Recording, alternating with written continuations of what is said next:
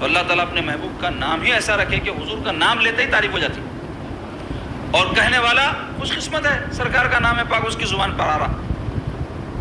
تو ہوا یہ کہ وہ جب پہنچی تو پتہ چلا کہ سب بچے چلے گئے، تو اپنے شوہر سے مشورہ کی کیا کریں گے، یتیم بچہ ہے۔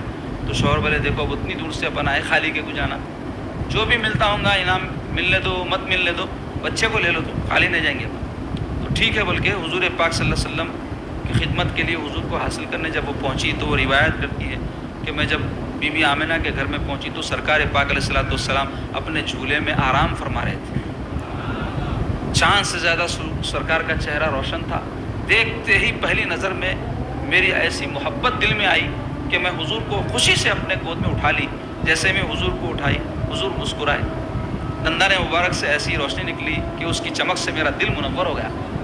میں سرکار پاک صلی اللہ علیہ وسلم کو جیسے ہی اپنے سینے سے لگائی تو بی بی کہتی ہیں قحط سالی کی وجہ سے کھانے کو نہیں تھا تو میرے چھاتیوں سے دودھ ختم ہو گیا تھا، کھائے پیے تو عورتوں کو خون بنتا، خون بننا دودھ آتا نا، تو سوکھ گیا تھا دودھ، چھاتیاں سوکھ گئی تھی آپ فرماتی۔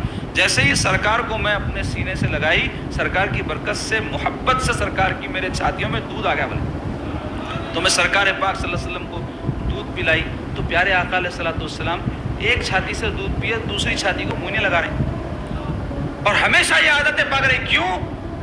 بی بی حلیمہ کے ایک اور چھوٹے صاحبزادے تھے، وہ بھی شیر خوار تھے، دودھ پیتے تھے تو سرکار اپنا حصہ پی لیتے تھے، اپنے بھائی کا حصہ چھوڑ دیتے تھے۔ تو بچپن ہی سے عدل و انصاف کو میرے آقا نے قائم فرما دیا۔ تو اب بی بی حلیمہ لے کے ان کو چلی سرکار پاک صلی اللہ علیہ وسلم کو، تو اب سرکار کی جو برکتیں تھے ان کو نصیب ہونا شروع ہو گئی۔ وہ اونٹ وہ خچر جس پہ بیٹھ کے آئے تو مرد ہنگڑے چل نہیں رہے تھے، جیسے ہی سرکار کو لے کر اونٹنی پہ بیٹھی وہ اونٹنی جو چل نہیں سک رہی تھی دوڑنا شروع کر دی۔ اب یہ جو قافلے آگے نکل گئے تھے نکل گئے، اب اونٹنی ایسا دوڑی وہ قافلوں سے آگے نکل گئی، تو وہ سب پریشان کہنے لگے یہ کیا کرامت ہو گئی، یہ کیا معجزہ ہو گیا، تم آئے لیٹ بعد میں پہنچے، ہم آگے نکل گئے، تم کہتے بولے یہ اونٹنی کا کوئی کمال نہیں ہے، یہ تو یہ بچے کی برکتیں ہیں جو اللہ تبارک و تعالیٰ نصیب کرا ہے ہم کو۔ تو پھر آپ جب پہنچے اپنے علاقے میں قبیلے میں تو وہاں جو قحط سالی تھی سرکار پاک صلی اللہ علیہ وسلم پہنچتے ایسی بارشیں ہوئی حضور کی برکت سے کہ سارا علاقہ ہرا بھرا ہو گیا، اور بکریاں جو بی بی حلیمہ کی گھر میں تھی قحط سالی کی وجہ سے چارہ نہیں چرنے کی وجہ سے دودھ نہیں آتا تھا ان کو، سرکار جیسے ہی گھر میں پہنچے ساری بکریوں کے تھنوں میں دودھ آ گیا، اور وہ لوگ دودھ نتھار کے اتنا پیے، بی بی حلیمہ کہتی عمر میں ہم کبھی اتنا دودھ نہیں پیے، پیٹ بھر کے دودھ پیے اور آرام سے سو گئے سرکار پاک صلی اللہ علیہ وسلم کی برکات سے۔ تو اب یہ سلسلہ برکتوں کا چلتا رہا، سرکار پاک صلی اللہ علیہ وسلم کے قبیلے میں رہے، یہاں تک کہ 2 سال حضور پاک صلی اللہ علیہ وسلم کی وہ خدمت کرتی رہی، اور معاہدہ تھا کہ 2 سال کے بعد حضور کو لوٹا دیں گی۔ 2 سال کے بعد میں جب وہ مکہ مکرمہ کو لے کر سرکار کو حاضر ہوئی تو وہ اس اتفاق سے مکہ مکرمہ میں اس وقت وبا پھیلی ہوئی تھی، تو وہ وبا کی وجہ سے بی بی آمنہ کو خیال ہوا میرے بچے کو وہ وبا نہ لگ جائے، حالانکہ بی بی حلیمہ کے دل میں تھا کہ کسی بھی طرح حضور کو اور تھوڑے دن روک لینا، کیونکہ محبت ہو گئی تھی سرکار سے، چاہت ہو گئی تھی سرکار سے، اور کس کو نہ ہو میرے آقا سے چاہت، جو ان کو دیکھتا فریفتہ ہو جاتا ان پر، اور اتنی پیاری پیاری بچپن کی ادائیں تھیں۔ بی بی حلیمہ کہتی ہیں کہ بس حضور کو دیکھتے رہتے تھے ہماری ہر تکلیف دور ہو جاتی۔ تو ہوا یہ کہ وہ وبا کی وجہ سے ان کے دل میں تو تھا ہی لے جانا، بی بی آمنہ بھی بولتی کہ یہاں موسم اچھا نہیں ہے، حالات اچھے نہیں ہیں، تھوڑے دن اور لے جا کے میرے لال کو آپ اپنے پاس رکھ لو۔ تو خوشی خوشی بی بی حلیمہ سرکار پاک صلی اللہ علیہ وسلم کو دوبارہ اپنے وطن میں لے کے آئی اور حضور کی خدمت کرنے لگی۔ حضور پاک صلی اللہ علیہ وسلم کی جو ہے جو عمر شریف تھی، دوسرے بچوں جو حضور کی عمر کے جو دوسرے بچے تھے ان سے حضور بہت زیادہ جلدی بڑے ہو جاتے تھے، اور سرکار پاک علیہ الصلوۃ والسلام جو ہے جب بات چیت کرنے لگے تو ایک مرتبہ بی بی حلیمہ سے فرمایا اماں جان یہ میرے بھائیاں بہناں روزانہ کہاں جاتے؟ تو وہ کہنے لگی کہ بکریاں چرانے جاتے۔ تو بولے میں بھی جاتا ہوں۔ تو بولے کہ نہیں ہم آپ کی خدمت کرنے لائے، آپ کیسا جاتے، آپ کیسا بکریاں چراتے، ہم آپ کی خدمت کریں گے، آپ ہماری خدمت تھوڑی کریں گے۔ تو بولے نہیں میں جاتا ہوں، بلکہ حضور پاک صلی اللہ علیہ وسلم اصرار کرنے لگے تو حضور کی بات کا انکار نہیں کر سکی بی بی، ٹھیک ہے، بلکہ اپنے صاحبزادوں وغیرہ کو بلا کے کہنے لگی کہ آپ محمد عربی صلی اللہ علیہ وسلم کو اپنے ساتھ لے جاؤ۔ تو حضور پاک صلی اللہ علیہ وسلم جانے آنے لگے تو ایک دن اچانک کیا ہوا، حضور پاک صلی اللہ علیہ وسلم کے ایک رضائی بھائی بھاگتے ہوئے آئے، اماں جان ابا جان اماں جان ابا جان چیختے ہوئے آئے پریشانی کے عالم میں۔ آ کر کہنے لگے اماں غضب ہو گیا، محمد عربی صلی اللہ علیہ وسلم ہمارے ساتھ بکریاں چرا رہے تھے، اچانک 2-3 لوگ آئے اور ان کو اٹھا کر پہاڑ کے اوپر لے گئے، ان کا سینہ چڑھ گیا۔ یہ سنتے ہی جو ہے پریشان ہو کے چیخ مارتے ہوئے دونوں میاں بیوی، بی بی حلیمہ اور ان کے شوہر حضور علیہ الصلوۃ والسلام کو تلاش کرتے ہوئے پہنچے تو دیکھے کہ حضور پاک صلی اللہ علیہ وسلم ایک پہاڑ کے اوپر آسمان کو تکتے ہوئے تشریف فرمائے۔ قریب جا کر حضور پاک صلی اللہ علیہ وسلم کو اپنے سینے سے بی بی حلیمہ لگائے اور پوچھے کہ بیٹے کیا ہوا، ایسے بچے آ کے اطلاع دیے تو حضور پاک علیہ الصلوۃ والسلام تمام رودات سنائے کہ میں جو ہے بکریاں چرا رہا تھا کہ 3 جو ہے مرد آئے، آ کر جو ہے مجھے لے کر گئے، ان کا حلیہ وغیرہ جو بتائے وہ اصل فرشتے تھے، وہ آ کر سرکار پاک صلی اللہ علیہ وسلم کا شق صدر کیے۔ شق صدر کو تو سینہ مبارک چاک کرنا، حضور پاک صلی اللہ علیہ وسلم کا کئی مرتبہ سینہ اقدس چاک کیا گیا اور انوارات اور اللہ تعالیٰ کی طرف سے حکمتیں جو بھی آپ کے سینہ اقدس میں ڈالنی تھی وہ ڈالی گئی، اور جو بھی بشری تقاضے ہیں اس سب سے حضور پاک صلی اللہ علیہ وسلم کے باطن کو پاک و صاف کر دیا گیا۔ تو وہ پہلا واقعہ ہے شق صدر کا، الم نشرح لک صدرک، قرآن میں اللہ تعالیٰ فرمائے کیا ہم نے آپ کے سینے کو کشادہ نہیں کیا؟ تو کہنے لگے کہ ایک کے ہاتھ میں جو ہے بڑا تش تھا، ایک کے ہاتھ میں ایک لوٹا تھا، ایک کے ہاتھ میں گنگوٹی تھی، میرے سینے کو چاک کیے، میرے قلب کو نکالے، اس کی صفائی کی، جو بھی واقعہ ہوا تفصیل بیان کرتے لوگ ڈر گئے، کیونکہ یہ لوگوں کو سب یہ خبریں وہی کی معلوم تھی نا۔ تو میاں بیوی مشورہ کرے کہ بھائی ہم کو خطرہ دکھ رہا ہے، ان کے ساتھ کچھ بھی واقعہ ہوگا تو ہم کو جواب دینا پڑے گا، لہٰذا جس کی امانت اس کے حوالے لے کر چلو اور حضور پاک صلی اللہ علیہ وسلم ان کو والدہ کے حوالے کر دو۔ تو وہ واپس لے کر پہنچے تو بی بی آمنہ حیران کہ بھائی تم لوگ لے گئے تھے اور اتنا جلدی واپس لا لیے۔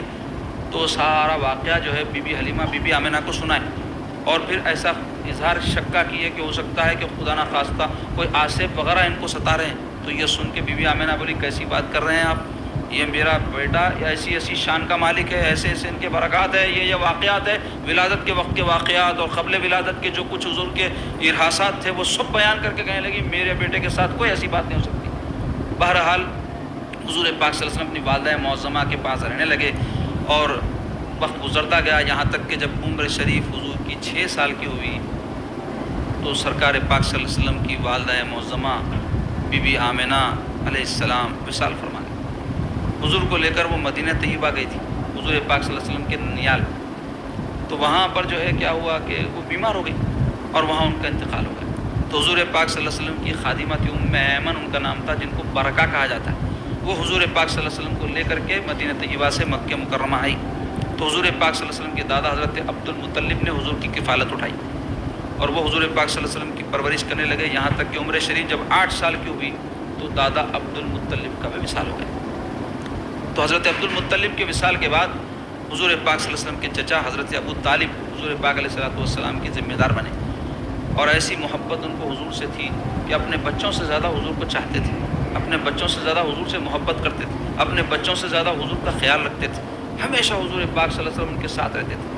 اور ان کی زوجہ فاطمہ بنت اسد رضی اللہ تعالیٰ عنہ مولا علی کی والدہ معظمہ حضور پاک صلی اللہ علیہ وسلم کی بڑی جو ہے خیال رکھنے والی بڑی خدمت گزار خاتون تھی، اسی لیے سرکار پاک صلی اللہ علیہ وسلم کو اماں اماں کہہ کر پکارتے تھے۔ اور جب ان کا انتقال ہوا مدینہ شریف میں تو یہ سعادت اور یہ شرف ان کو حاصل ہوا، نصیب ہوا کہ سرکار پاک علیہ السلام بنفس نفیس قبر میں اترے ان کی، اور یہ پہلی قریشیہ تھی جو مسلمان ہوئی تھی سرکار پاک صلی اللہ علیہ وسلم پر ایمان لائی، بی بی فاطمہ بنت اسد رضی اللہ تعالیٰ عنہ۔ تو یہ خاتون حضور کی بڑی خدمت کی، اور حضرت ابو طالب حضور کے بڑے خدمت گزار۔ سرکار پاک صلی اللہ علیہ وسلم کی عمر شریف جب 12 سال کی ہوئی تو حضرت ابو طالب ایک سفر پر جانے لگے شام کی طرف، تو حضور فرمائے کہ میں بھی چلتا ہوں۔ تو وہ کہنے لگے بیٹے سفر میں بہت مشقت ہوتی ہے، بہت تکلیف اٹھانا پڑتا، اور حضور کا خیال کر کے کہنے لگے کہ آپ نہ چلے تو اچھا ہے، لیکن حضور جب بہت اصرار کیے تو اپنے شہید بھتیجے کی بات کو وہ انکار نہیں کر سکے، اور سرکار پاک صلی اللہ علیہ وسلم کو لے کر کے سفر شام، پہلا سفر شام ہے جو سرکار نے فرمایا ملک شام کی طرف۔ اب وہاں جب تشریف لے گئے، بصرہ جو شہر ہے اس کے قریب پہنچے تو وہاں جو ہے بحیرہ نام کا ایک عیسائی مرشد رہتا تھا، اس کی خانقاہ تھی، اس میں عبادت کرتا تھا، اسی میں رہتا تھا، باہر نہیں نکلتا تھا۔ لیکن سرکار پاک صلی اللہ علیہ وسلم جب یہ قافلے کے ساتھ تشریف لائے تو پہاڑ کے اوپر سے قافلے کو اترتے ہوئے دیکھا، کبھی اپنی خانقاہ سے نکلتا نہیں تھا، اسی میں خلوت نشین رہتا تھا، وہ باہر آ گیا۔ آنے کے بعد میں پوچھنے لگا کہ بھائی یہ کون ہے، قافلہ کس کا ہے، یہ بچہ کون ہے؟ تو کوئی بتائے سرکار کا نام، ولدیت، خاندان، قبیلہ. تو کہنے لگا میں نے سابقہ کتابوں میں نبی آخر الزماں کی نشانیاں پڑھی ہے، خدا کی قسم میں وہ سب ان میں دیکھ رہا ہوں.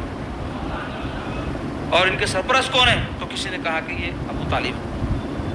تو ان کو بلا کر دعوت کی، حضور پاک صلی اللہ علیہ وسلم کی بھی دعوت کی. اس کے بعد ابو طالب سے کہنے لگا کہ دیکھو آپ فوری یہاں سے لوٹ جاؤ، اس واسطے کہ یہود نبی آخر الزماں کے انتظار میں ہیں، اور ہو سکتا ہے کہ وہ حسد کی وجہ سے یہ جو نشانیاں میں ان میں دیکھ رہا ہوں یا نبی آخر الزماں ہیں ان کو کوئی نقصان نہ پہنچا دے، لہٰذا آپ اپنا سفر جو ہے آگے مت کرو اور واپس لوٹ جاؤ.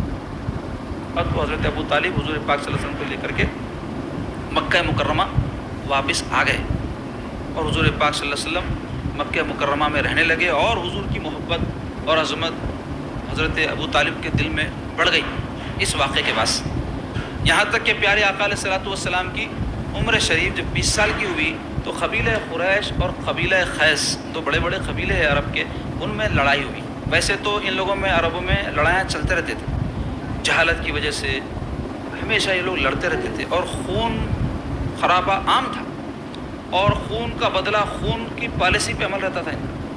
کوئی کسی کو مار دیا تو نسلاً بعد نسلاً خالی بدلہ لینے میں اپنی دولت، اپنی طاقت، اپنے رشتے ناطے سب قربان کر دیتے. جہالت یہی ہوتی ہے نا. آج بھی دیکھو آپ جاہل لوگ کیا کرتے ہیں، چھوٹی چھوٹی باتوں پہ لڑتے، بعد میں پتہ چلتا ہے اس سے کچھ فائدہ نہیں تھا، لڑے گئے کوئی لوگ انا کے واسطے. تو میرے کو برا کہیں کو، تو میرے گھر کے نے کچرا ڈالا کہیں کو، تو میرے کو ایسا بولتا، تو میرے کو ایسا بولتی سب چلتا ہے ہمارے پاس. گھروں میں بھی ہوتا ہے جاہل قسم کے جو مردہ رہتے ہیں، عورتوں پہ ڈھاگا ڈالنا، گالیاں دینا، آنگوں پہ جانا، سب جہالت کے یہ کیا ہے صفات ہیں.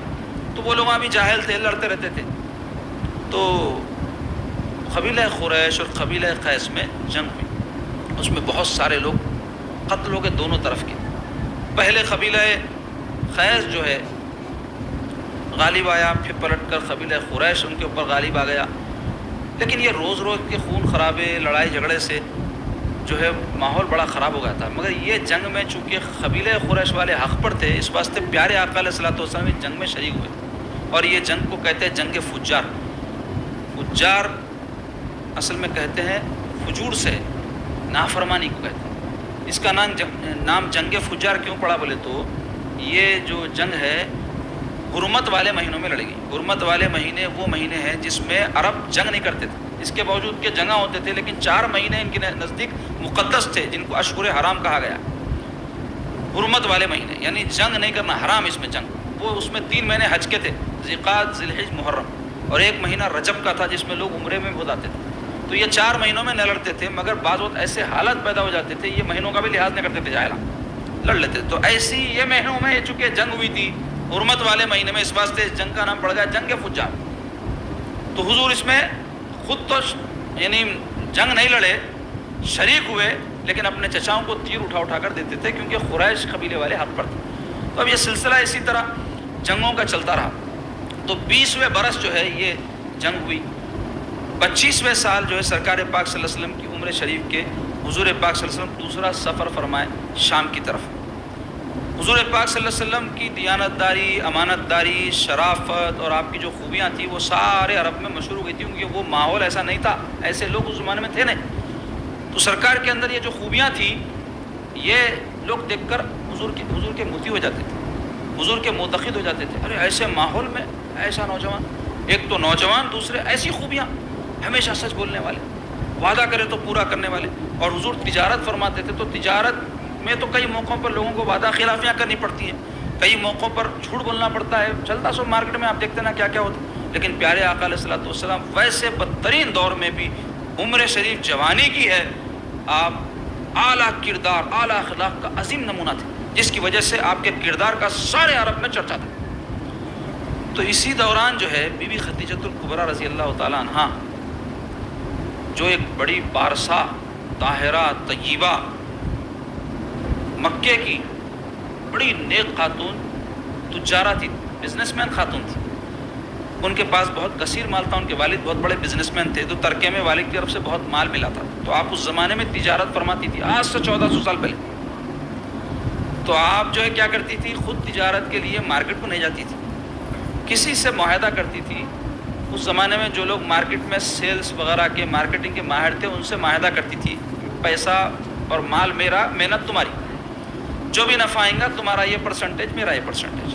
تو اس طرح کی تجارت وہ کیا کرتی تھی. تو سرکار پاک صلی اللہ علیہ وسلم کے جب فضائل، حضور کی خوبیاں اور اخلاق کے بارے میں ان کو خبر لگی تو ان کا دل چاہا کہ حضور پاک صلی اللہ علیہ وسلم کے ذریعے کاروبار کریں.